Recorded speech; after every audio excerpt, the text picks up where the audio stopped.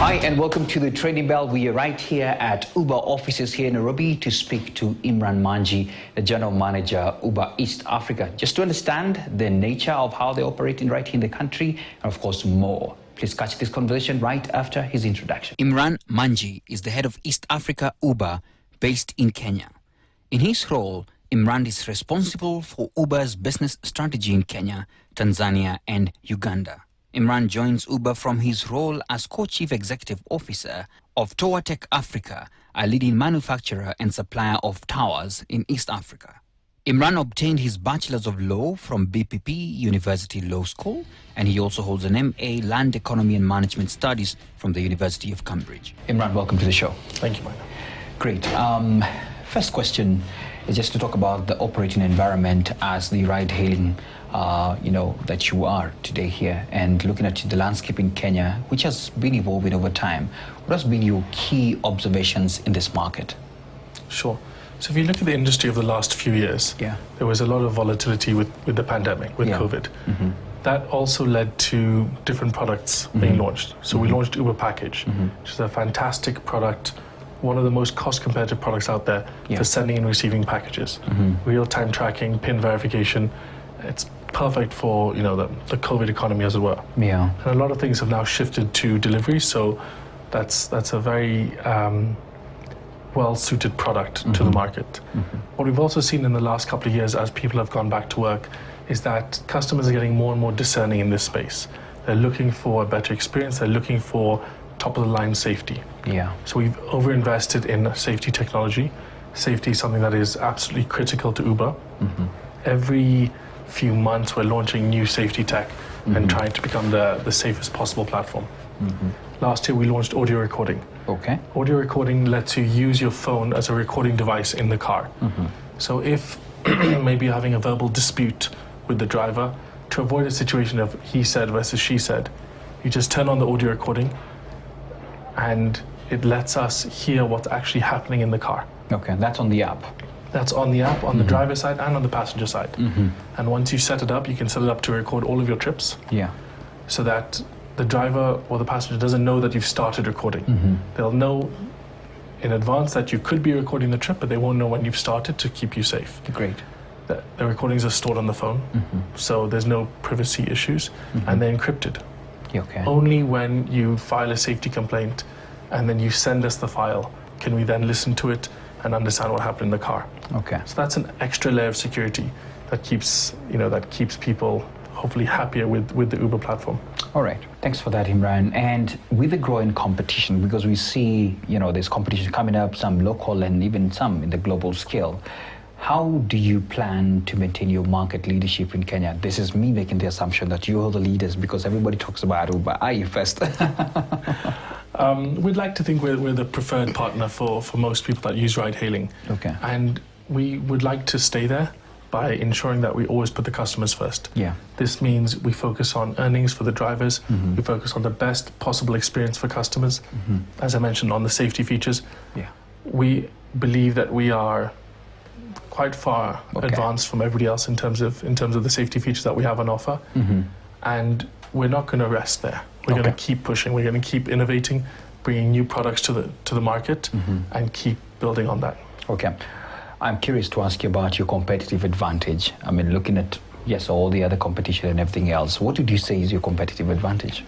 I think we have a couple of different ones depending on who the competitor is and what segment we're looking at. In the main sort of core of ChapChap, UberX and UberXL, I think safety is the area that we're very differentiated. We have things like the emergency button. This enables a passenger to press the blue shield, and we will send a emergency security or medical dispatch to them. Uber bears the cost of that, and it gives you that added sense of peace of mind. Similarly, on the driver's side, we've also added in tow trucks. So if a driver is driving, they get a puncture, they can call a tow truck. The tow truck will take them to a safe place where they can address the puncture. We cover the cost of that. So these safety features help us be very differentiated, and hopefully the public is aware of that and appreciates the different value that brings. We also have other products that are quite different. So I mentioned Uber Package.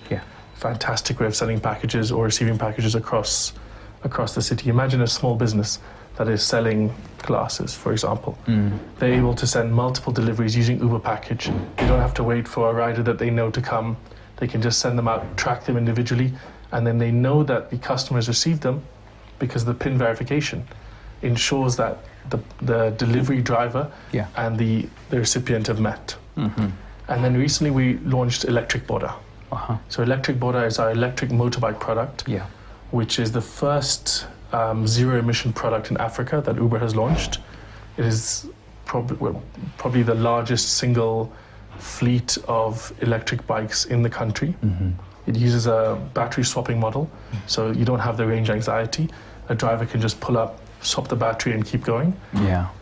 So you're getting, an environmental benefit of no pollution, no CO2, no nitrogen oxides, and no noise. You're getting a driver benefit of, range and lower operating costs because electric is cheaper to operate.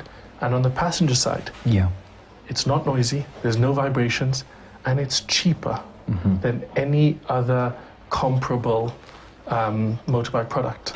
So it really is a fantastic value proposition. Great. Let's move on to the regulatory environment, and I'm sure you've had your share of operations and regulations that are in around that. And I wanted to ask you, how are you navigating the landscape here in Kenya, especially in light of the commission cap regulations that are there imposed by the NTSA? Sure. So the NTSA released regulations in October 2022. We are fully compliant with those regulations. One of the headline features of the regulations is that service fee is capped at 18%. So our service fee in Kenya is capped at 18%. We are fully compliant. It does mean that a regulation cap, a service fee cap like that, does potentially limit how much we can invest in the market, because traditionally our service fee would be 25%. But in this market, it's now 18%. So we are compliant, but we are also making the regulator aware that,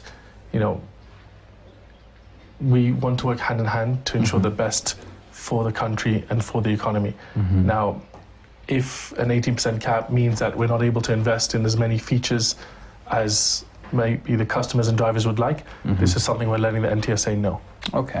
So Imran, just on that, there could be someone who's watching and saying, I want, or have been considering, joining Uber and all that, and they may want you to break it down for them, the pricing structure that you use, so that at least they can understand, if they're considering that, what is it that you would, they would be looking at? Sure. So when a passenger uses the app, if they are paying 1,000 shillings, 180 shillings, 18% comes to Uber. 820, 82% goes to the driver. This excludes pass-through costs such as parking. So for example, when you go to JKA and the driver has to pay 100 shillings for the parking, we will add that on to the fare. The passenger will pay for it and it will pass straight through to the driver. Because they're then paying the parking fee. So those we don't count as earnings. What we look at earnings is excluding the pass-throughs. Of the earnings, we take 18%. And what we always say is, look past the headline amounts. What value are you getting for the 18% that you're paying? With Uber, you have state-of-the-art security features. 2 sets of background checks for each driver that comes on board. 2 sets of vehicle inspections. You have facial recognition technology. You have insurance on all of the trips for the passenger and the driver, personal accident insurance. You have the emergency button. You have audio recording. You have 20 different safety and security features to make it as safe as possible for you. So, yes, other apps, you may be paying 15%. But what is the value you're getting? Absolutely. For me, that is always where we're trying to hit. We want to be the best platform for earners, which means we provide the most possible value. Okay, thanks so much for that. And I think that's a cutting edge in itself. Let's talk about your driver and ride experience, which is quite critical as well. And I wanted to ask you about the safety, which is top priority for most people. They want to feel safe. And I think we've heard sentiments, I may not mention the names, of other apps where people were complaining, now you're not safe. And, sometimes they could not be substantiated, but people have spoken out there. And I wanted you to endear to your customers, how are you ensuring that anybody getting into the car, male or female, that they are safe?